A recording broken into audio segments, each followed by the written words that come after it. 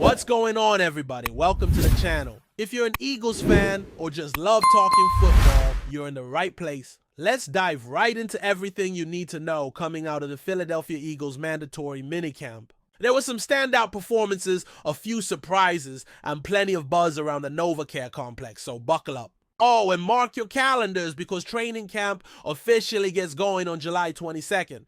And if you want to see the team up close, there's a public practice scheduled for August 10th at Lincoln Financial Field. That one's always a good time, but let's get into the meat of it, the players who really turned heads during minicamp.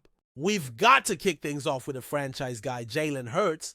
The Super Bowl run might be in the rearview mirror, but what we saw from Hurts in the NFC Championship and in that incredible Super Bowl performance has clearly carried over into the offseason. The guy has been nothing short of fantastic throughout the spring, and his work in these open practices has been elite. According to the reports coming out of camp, Hurts went 50 completions on 55 attempts across organized team activities and minicamp without throwing a single interception. That's surgical.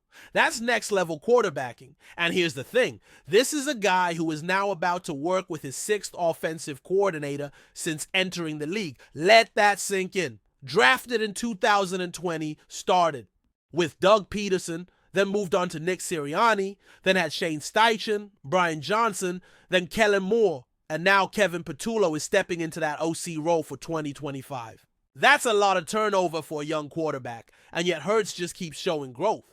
The challenge now is on Patullo. Can he bring something fresh? Something innovative? The Eagles need that spark because, truth be told, that transition from Steichen to Johnson didn't hit the way fans had hoped. But when Moore came in, we saw some evolution. Now, it's about building on that momentum. And if you're talking defense, one name you've got to keep an eye on is Kelly Ringo. The former Georgia standout is fighting hard for that outside cornerback spot opposite of Quinyon Mitchell. And it's not an easy battle. There's Adoree Jackson, who's been around since 2017 and knows how to play smart, solid football. Then you've got Cooper DeJean getting looks on the outside. Eli Ricks still in the mix too. But on Tuesday, Ringo showed why the team was so high on him to begin with. He had a couple of big pass breakups, and maybe the most impressive play was one that doesn't show up in the box score. He stuck to A.J. Brown like glue. No flags, no help, just tight man coverage. That's the kind of stuff you want to see if you're evaluating who's ready to start. What makes Ringo so intriguing is his size-speed combo. The guy is 6'2", 207 pounds. That's safety size. But he runs a sub 4.4. That's rare. He had first-round buzz coming out of college, but a rough final.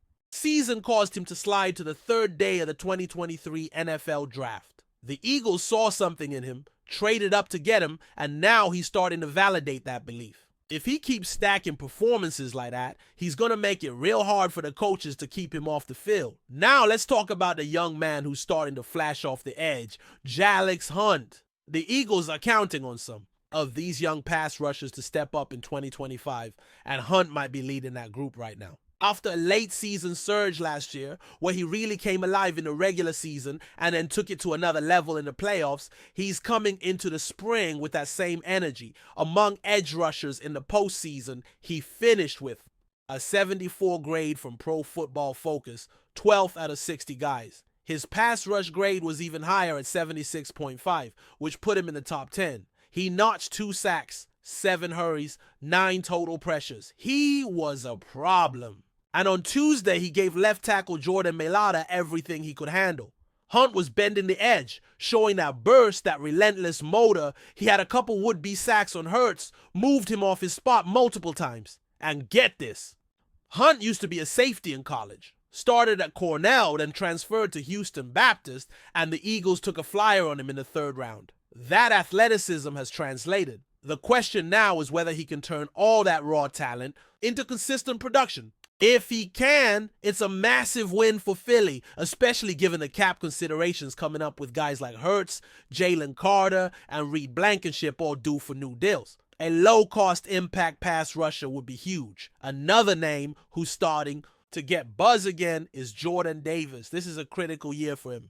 When he came out of Georgia at 6'6", 340 pounds, people were already talking about him as a two-down run stopper, the big man in the middle who might come off the field on third down. And for a while, that was the case. In 2022 and most of 2023, he was that two-down guy. But something flipped around the midpoint of last season. His conditioning improved, the burst started to show, and in the playoffs, Davis was an absolute monster. He was collapsing pockets, taking on double teams, freeing up Carter to make plays. And the analytics back it up. PFF gave him an overall grade of 86.8, second best among all defensive tackles. His pass rush grade, 90. That's elite. He shed some weight, got into Peloton workouts, improved his stamina, and now he's moving better, quicker off the snap, more agile. It's the kind of physical transformation that could take him from a role player to a game changer in the middle of that defensive front. And then there's the quarterback room, specifically Kyle McCord. The rookie out of Syracuse has been one of the pleasant surprises of the spring. Now, we're not talking about him challenging Hurts, of course, but he's made a real push to lock up that third quarterback spot behind Hurts and whoever wins the QB2 role. McCord has looked sharp. He's shown poise, he's got a live arm, and the mental side of the game. He's advanced for a rookie. Pre-snap reads, understanding coverages, getting the ball out on time. He's doing all of it well. Coming into the draft, some folks had him as a day 2 talent, and somehow he slipped to the 6th round where Philly gladly scooped him up. He played at both Ohio State and Syracuse, posted a 22-4 win-loss record, and threw for nearly 4,800 yards with 34 touchdowns last season. Physically, he's 6'3", 218 pounds. He's got that classic pocket passer frame, but he's not a statue. He'll stand tall, take hits, deliver the football. And between him and Dorian Thompson-Robinson, it looks like McCord is starting to separate himself. DTR is a good athlete, but his time in Cleveland didn't do him any favors. Bad structure, bad coaching, tough situation for a young quarterback to develop. McCord might just have more upside. And we can't forget the wide receiver depth battle. Things are heating up there too. Danny Gray and Terrace Marshall are really pushing to make this roster, and they're both bringing something different to the table. Gray, a former third-round pick by the Niners, never quite found his footing in San Francisco. Injuries, lack of opportunity, and a tough system for young wideouts held him back. But now, in Philly, he's got a clean slate, and the speed, it's real. He ran a 4.33 at the Combine. The Eagles love players with elite relative athletic scores, and Gray scored nearly a 9 out of 10. If he can stay healthy and catch the football consistently, he gives this offense a legit deep threat. A guy who forces safeties to respect the vertical game, opening up space underneath for A.J. Brown, Devonta Smith, Dallas Goedert, and even Saquon Barkley in the flats. Terrace Marshall is another interesting case. Former second-round pick out of LSU, had all the tools, size, speed, athleticism, but went to Carolina where the quarterback carousel and lack of offensive identity made it hard to develop. Still, the raw traits are there. 6'2", 205 pounds, ran a 4.4, benched 225 pounds 19 times. That's receiver strength. He's got a vertical of 39 inches and over 10 feet on the broad jump. This guy's an athlete. He's flashed in camp, and with Aaron Moorhead coaching the position, you've got to like his chances to finally turn potential into production. Before we continue, don't forget to subscribe to our channel and give this video a like. Your support helps us keep delivering the latest updates on our Philadelphia Eagles. And don't be shy, share your thoughts on the news in the comments below. Whispers are swirling in the NFL world about a potential blockbuster move involving one of the league's most promising young edge rushers. Rumors suggest that Trayvon Walker, the explosive defender currently with the Jacksonville Jaguars, could be on the verge of a surprising switch to the Philadelphia Eagles. While nothing is confirmed yet, insiders hint that the Eagles are keenly interested in bolstering their pass rush ahead of the next season, and Walker might just be the perfect fit. Trayvon Walker, known for his rare combination of size, speed, and relentless motor, has been a standout since entering the league. Drafted with high expectations, he quickly made a name for himself as a disruptive force on the Jaguars' defense. His ability to pressure quarterbacks and dominate the line of scrimmage has been a highlight for Jacksonville. But speculation is growing that the Eagles could make a move to acquire him. The Philadelphia Eagles have been actively searching for ways to enhance their defensive front. Despite having solid contributors, the edge rush position remains an area of focus for the team's front office and coaching staff. Sources close to the situation suggest that the Eagles see Walker as a game changer who could elevate their defense to an elite level. It's no secret that Philadelphia values aggressive, high-impact defenders, and Walker fits that mold perfectly. On the other side, the Jaguars could be open to discussions, depending on the compensation offered.